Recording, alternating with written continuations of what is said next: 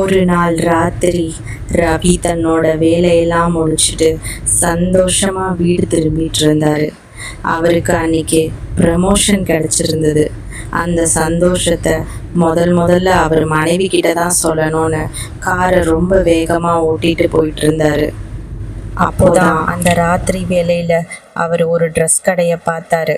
அந்த ட்ரெஸ் கடையை பார்த்த உடனே அவருக்கு காலையில் தன்னோட மனைவி சொன்னது ஞாபகம் வந்துருச்சு. என்னங்க, இந்த ட்ரெஸ்ஸை கொஞ்சம் பாருங்களேன். இதை நேற்று தான் நான் ரொம்ப ஆசையாக வாங்கிட்டு வந்தேன். ஆனால் வீட்டுக்கு வந்து பார்த்ததுக்கப்புறம் தான் தெரியுது இந்த ட்ரெஸ்ஸில் ஒரு டேமேஜ் இருக்குன்ட்டு. என்னங்க, இன்னைக்கு எவ்வளோ வேலையாக இருந்தாலும் பரவாயில்ல, ராத்திரி வரும்போது அந்த ட்ரெஸ் கடையில் போய் இந்த ட்ரெஸ்ஸை கொடுத்துட்டு நல்ல ட்ரெஸ்ஸாக ஒயிட் ட்ரெஸ் வேறு ஒன்று வாங்கிட்டு வந்து கொடுக்குறீங்களா? மறந்துடாமல் வாங்கிட்டு வந்துடுங்க. உடனே ரவி அவனோட மனைவி வெண்ணிலாக்காக காரை நிறுத்திட்டு அந்த ட்ரெஸ் கடைக்குள்ளே போனான். அங்கே ஏகப்பட்ட ட்ரெஸ் கலெக்ஷன்ஸ் இருந்தது. தன்னோட மனைவி வெண்ணிலா ஆசைப்பட்ட மாதிரி ஒரு ஒயிட் கலர் ட்ரெஸ்ஸை அந்த ட்ரெஸ் கடையிலேருந்து வாங்கினான். வாங்கிட்டு சந்தோஷமா காருக்குள்ளே வந்து உட்காந்தான். அப்போதான் கிளைமேட் சேஞ்ச் ஆயிடுச்சு. மழை பெய்யுற மாதிரி இருந்தது. இடி இடிச்சுது, மின்னல் வந்தது, மழையும் ஜோரா பெய்ய ஆரம்பிச்சது. இடி இடிக்கிற சத்தத்துல கொட்டுற மழையில எதிர்க்க ரவிக்கு யார் வரான்னு கூட தெரியல. அந்த அளவுக்கு மழை ஜோரா பெஞ்சிட்டு இருந்தது. ரவியும் வேகமா தன்னோட மனைவி வெண்ணிலாவை பார்க்க கார் ஓட்டிட்டு போயிட்டு இருந்தான். அப்பதான் அந்த கோர சம்பவம் நடந்தது.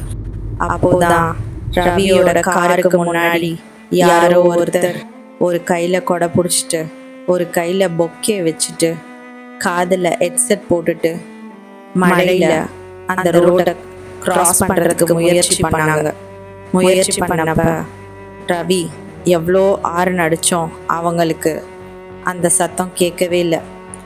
அவங்க காதில் ஹெட்செட் போட்டிருந்ததுனால அவங்களுக்கு அந்த சத்தம் கேட்கல. ரவி வந்த வேகத்துக்கு வண்டியை நிறுத்த முடியல. அப்போதான் அந்த கோர சம்பவம் நடந்துச்சு. இப்போ ரவிக்கு என்ன பண்ணுறதுனே புரியல. காரை விட்டு இறங்கலாமா வேண்டாமான்னு ஒரே யோசனை. அடித்த வேகத்துக்கு அவங்க கண்டிப்பாக செத்துருப்பாங்கன்னு மட்டும் தெரியுது. அவன் பார்த்ததெல்லாம் ஒன்று தான், அவங்க கையில் வச்சிருந்த அந்த பொக்கேவை மட்டும்தான். இப்போ அவன் மூளை வேகமாக யோசிச்சுட்ருக்கு. அது என்ன சொல்லுதுன்னா, உடனே இந்த இடத்த விட்டு போயிடு, இல்லைன்னா போலீஸ் உன்னை வந்து பிடிச்சிட்டு போயிடுவாங்க, உனக்கு அப்புறம் தூக்கு தண்டனை தான் கிடைக்கும், நீ கடைசி வரைக்கும் உன்னுடைய மனைவி வெண்ணிலாவோடையும் உன்னோட குழந்தையோடையும் சேர்ந்து வாழவே முடியாது.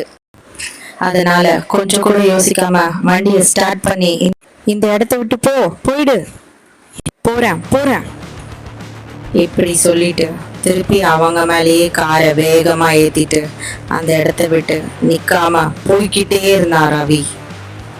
இதை பற்றி அவன் கொஞ்சம் கூட கவலைப்படலை. இது மாதிரி நம்ம செய்கிறோமேனு கொஞ்சம் கூட வருத்தப்படலை.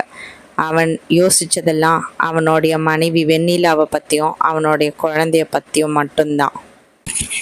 இப்போ ஒரு வழியாக வீடு வந்து சேர்ந்துட்டான். வீட்டுக்கு வந்த உடனே அவங்க மனைவி, வாங்க என்னங்க இவ்வளோ லேட் ஆயிடுச்சு, உங்களுக்கு ப்ரமோஷன்னு நீங்கள் ஃபோனில் சொன்ன விஷயத்துக்காக முதல்ல உங்களுக்கு கங்க்ராச்சுலேஷன்ஸ் அப்படின்னு சந்தோஷமாக சிரிச்ச முகத்தோட சொல்கிறான். உடனே ரவி இதை கேட்டு எதுவுமே நடக்காத மாதிரி அவன் எல்லாத்தையும் மறந்துட்டு தன்னோட மனைவி முகத்தை பார்த்து சிரிச்சுக்கிட்டே வீட்டுக்குள்ளே போகிறான். வீட்டுக்குள்ளே போனோடனே அவன் எல்லாத்தையும் மறந்துட்டான்.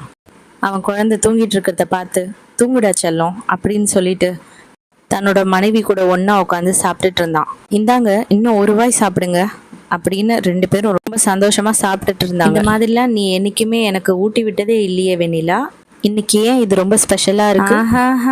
நீங்கள் எப்படி கேட்டாலும் நான் அதை மட்டும் சொல்லவே மாட்டேன் அப்படின்னு வெண்ணிலா சொல்ல, அதுக்கு உடனே ரவி, சரி போ சொல்லாத, நீ காலையில் ஒன்று கேட்டியே அதை நான் உனக்காக வாங்கிட்டு வந்திருக்கேன் அப்படின்னு சொன்னான். என்னது ட்ரெஸ்ஸா? உடனே வெண்ணிலா கேட்டா.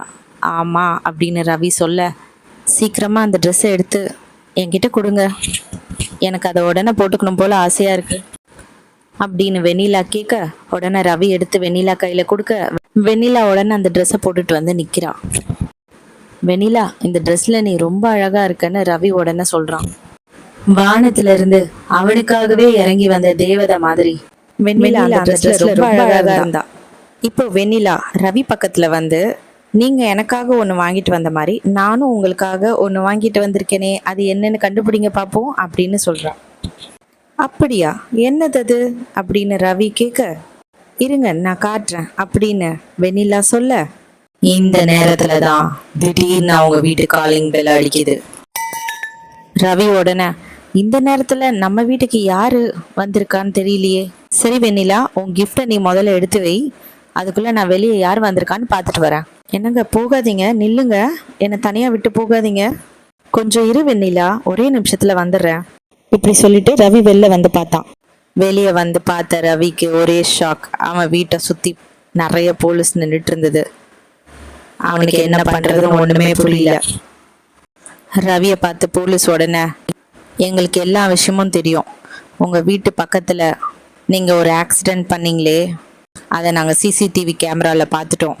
நீங்க யார் ஆக்சிடென்ட் பண்ணீங்கன்னு உங்களுக்கு தெரியுமா அப்படின்னு நடந்த எல்லா விஷயத்தையும் இன்ஸ்பெக்டர் ஒன்று விடாம சொல்லிட்டாரு.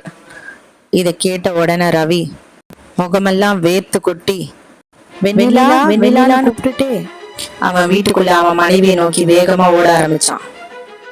ஓடி வந்து அவன் பெட்ரூம் கதவை திறந்து அவன் மனைவியை பார்த்தான். அப்போ அவன் மனைவி அங்க